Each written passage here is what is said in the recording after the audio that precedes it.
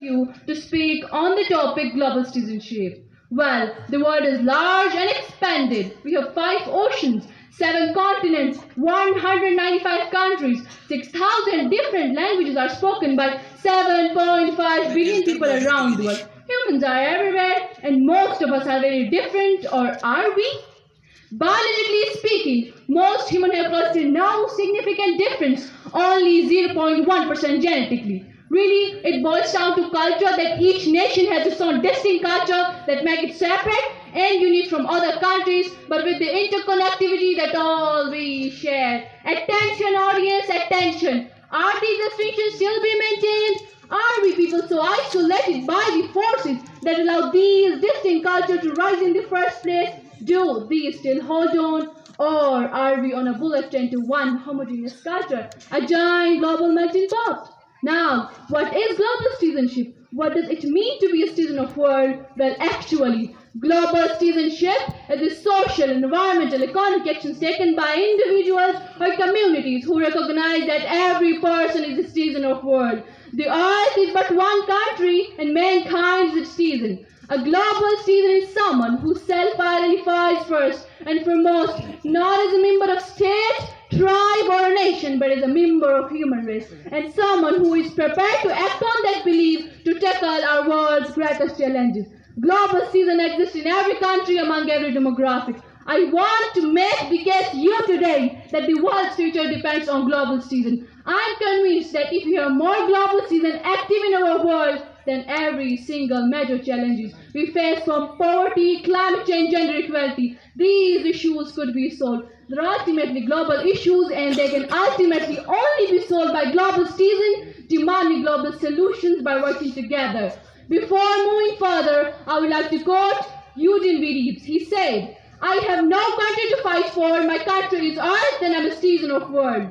Global citizens have 5 main qualities, such as problem-solving, communication, collaboration, cross-cultural awareness, and adaptability. These benefit them immeasurably in the global era in which we are living. And with a global citizenship education, young people are able to solve problems, make decisions, think critically, communicate ideas effectively, and work with others. So, let's be a part of the globe, be a global citizen. Our present as well as our future need us. And in my speech with amazing words of famous personality, Martin Luther King, our lives begin to the end, the day we become silent about the things that matter. So, care for yourself, care for others, and care for the world. Thank you, everyone.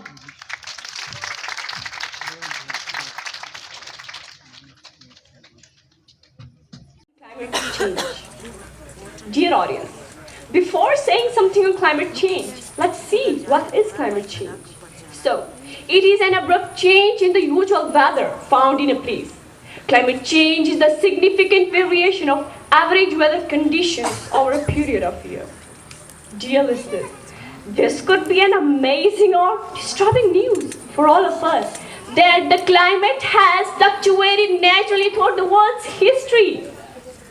The International Organization on Migration estimates that up to 200 million people could be displaced by climate change by 2050.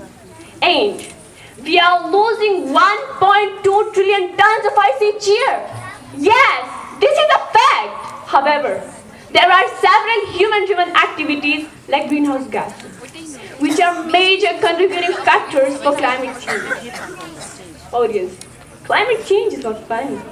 Climate change is not funny. All people care about is their money. From digging up oil, we need more soil. Let's keep our world clean, not an ozone hole to be seen. More electric types of cars, we need more by far. Let's work as a team. Let's work as a team and easily seen and tackle through climate change. Respected listeners, climate change poses a fundamental threat to the places, species, and also people's livelihoods. Climate change is the major Vice President of US that the planet has a fever. If we don't act soon, it will be too late. As we all are aware, the climate change is affecting us in various dimensions, like sea level is rising about 3 millimeters every year. Furthermore, entire coastal cities could be underwater within 8 years, like Miami in the US. The life of our planet and its inhabitants, including us, is at stake.